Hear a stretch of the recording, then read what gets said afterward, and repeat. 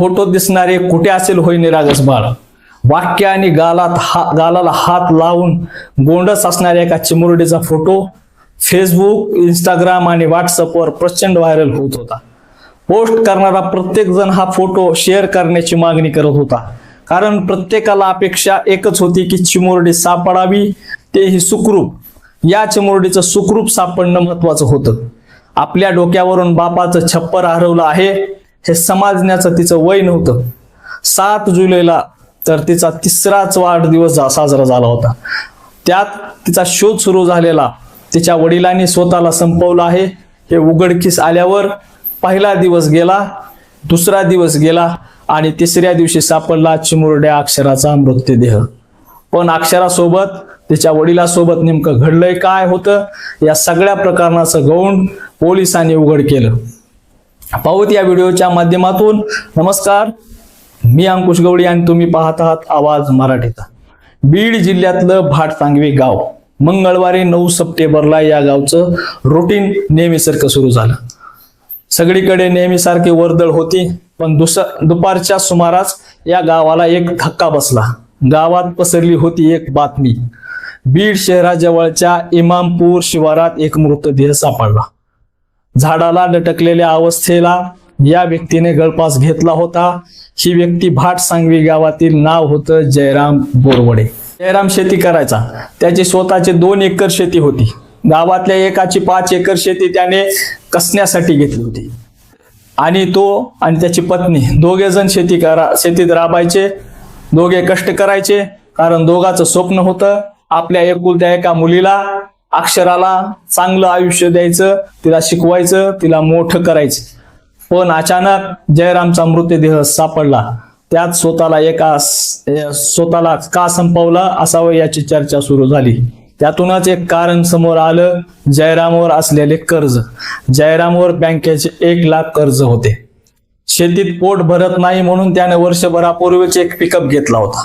पण त्यातूनच त्याला म्हणावा असा फायदा झाला नाही ना. शेतीतून चांगलं उत्पन्न निघालं नाही. पिकअप मधून पैसे फिटले नाहीत. पिकअपचे हप्ते भरता आले नाहीत. म्हणून त्याने पिकअप फायनान्स कंपनीकडे जमा केला. त्यामुळे जयरामनं कर्जाच्या बोजामुळे हा प्रकार केला का काय याची चर्चा सुरू झाली. पण या प्रकरणामुळे दुसरी बाजू होती प्रकरणाला, ती यात जास्त महत्वाची ठरली. पण जयरामने टोकाचं पाऊल उचलण्यामागचं नेमकं कारण काय तपासापेक्षा एक गोष्ट जास्त महत्वाची होती. जयरामची 3 वर्षाची मुलगी अक्षरा कुठे आहे. ज्या दिवशी जयरामचा मृतदेह सापडला त्याच दिवशी म्हणजेच 9 सप्टेंबरला सकाळी जयराम अक्षराला घेऊन बाहेर पडला होता.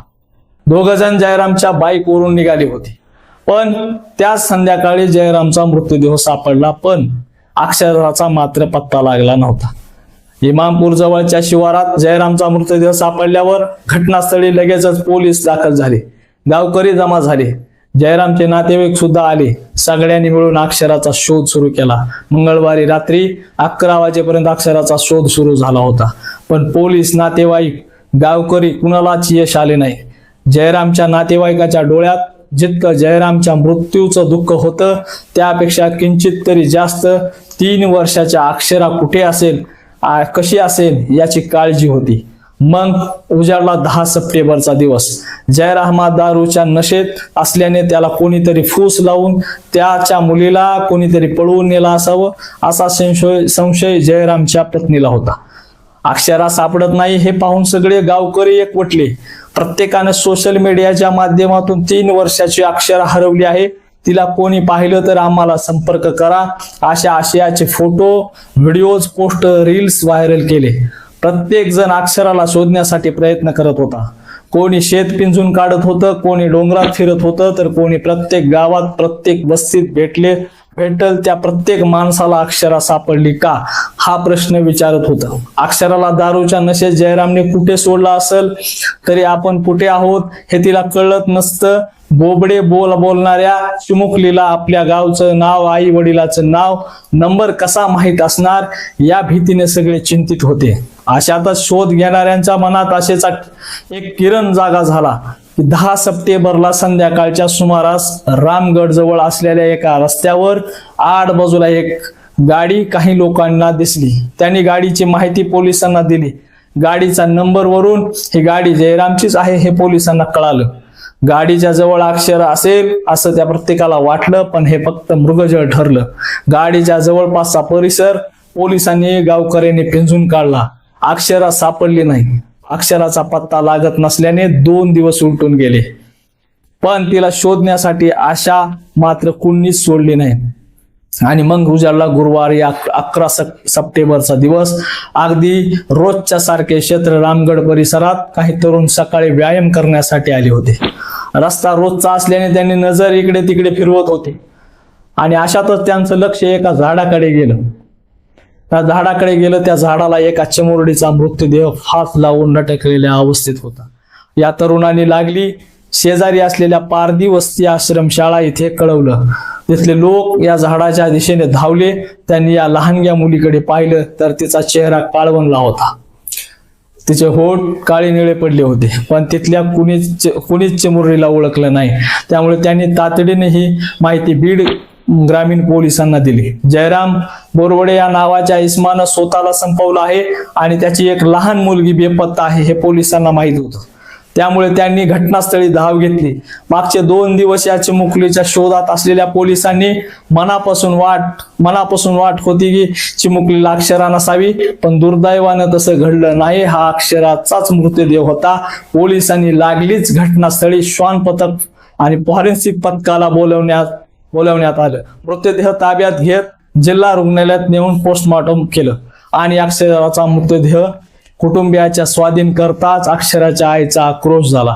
अक्षराचा मृतदेह सुद्धा गळफासलेल्या अवस्थेत सापडल्याने तिच्या सोबत नेमकं घडलंय काय हा प्रश्न होताच. कारण जिथे जयरामचा मृतदेह सापडला ते ठिकाण आणि जिथे अक्षराचा मृतदेह सापडला ते ठिकाण यात बरंच अंतर होतं. साहजिकच दोघांचा मृतदेह वेगवेगळ्या ठिकाणी कसा झाला, जयरामने स्वतःला नेमकं का संपवलं आणि 9 सप्टेंबरला सकाळी नेमकं झाले काय, असे अनेक प्रश्न पडले होते. त्याची उत्तरं मिळाली अक्षराच्या आईने दिलेल्या तक्रारीमधून. अक्षराची आई प्रीती बोरवडे यांनी दिलेल्या तक्रारीनुसार 8 सप्टेंबरला जयरामनं प्रीती यांना त्यांच्या आई वडिलाकडे औरंगपूर येथे आणून सोडलं होतं. त्यामुळे अक्षरा सुद्धा प्रीती यांच्या सोबतच होती. प्रीती यांनी सोडून जयराम पुन्हा भाटसांगवीला निघून गेला. पण 9 सप्टेंबरला सकाळी 8च्या सुमारास तो पुन्हा औरंगपूर येथे आला. त्यावेळी तो दारूच्या नशेत होता. त्यावरून पती पत्नीमध्ये जोरदार भांडण झालं. त्यानंतर अंगणात खेळत असलेल्या अक्षराला त्याने उचललं व आपल्या गाडीवर बसवलं आणि परत आणून सोडतो असं म्हणत निघून गेला. त्यानंतर बराच वेळ झाला तरी जयराम परत आला नाही. त्यामुळे त्याच्या बायकोला आणि त्याच्या माहेरच्यांनी काळजी वाटू लागली. त्यांनी जयरामला फोन केला तेव्हा त्याचा फोन बंद लागू लागला. त्यांनी भाटसांगवी गावात सुद्धा चौकशी केली तेव्हा गावातले हनुमंत सोनवणे यांनी जयराम आणि अक्षरा दिसले होते. सोनवणे यांनी सांगितलं की आंतरवन पिंपरी तांडा इथल्या पाण्याच्या एरवाल जवळ बाईकवर बसून जात असताना जयराम आणि अक्षरा आपल्याला भेटले आणि माझ्याशी बोलून पुढे निघून गेले. पण संध्याकाळचे 4 वाजले तरी जयराम आणि अक्षरा परत आले नव्हते. त्याच वेळी प्रीती यांच्या शेजारी राहणाऱ्या गोरख चांगन यांनी प्रीती यांच्या आई वडिलांना सांगितलं की तुमचा जयराम जावाई इमामपूर रोडच्या कडेला लिंबाच्या झाडाजवळ स्वतःला संपवलंय. त्यानंतर प्रीती यांच्या घरातले जयराम यांचं कुटुंबीय बीडच्या शासकीय हॉस्पिटलला पोहोचलं, पण अक्षराचा पत्ता नव्हता. जयराम यांची बाईक सुद्धा सापडली नव्हती. त्यामुळे अक्षराचा शोध लागलीच सुरू झाला, मात्र या शोधाला यश आलं नाही. 11 तारखेला थेट अक्षराचा मृतदेह सापडला, पण 9 तारखेला नेमकं घडलंय काय होतं, पोलिसांच्या तपासासमोर काय आले तर 9 तारखेला सकाळी 8 वाजता जयराम अक्षराला सोबत घेऊन निघाला. त्यानंतर त्याने तिला एका हॉटेलमध्ये चहा पाजला. तिथून उमरी गावात फाट्यावरून तो रामगडकडे गेला. तिथे त्याने अक्षराला गळफास दिला.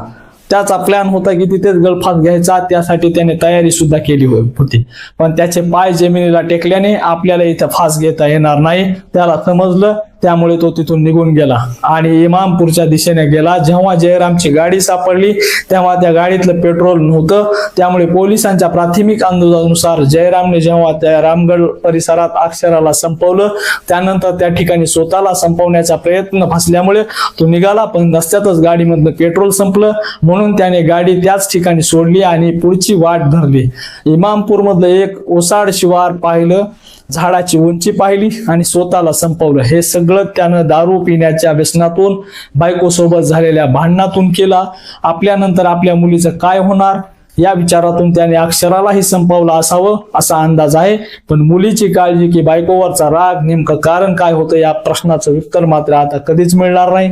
सुरुवातीला जयरामच्या पत्नीला या सगळ्यात अज्ञात व्यक्तीचा सहभाग आहे असा संशय होता, पण या सगळ्यात अज्ञात व्यक्तीचा सहभाग नसून जयरामच आधी अक्षराला गळफास देऊन नंतर स्वतःला संपवल्याचं पोलिसांच्या प्राथमिक तपासात पुढे आले.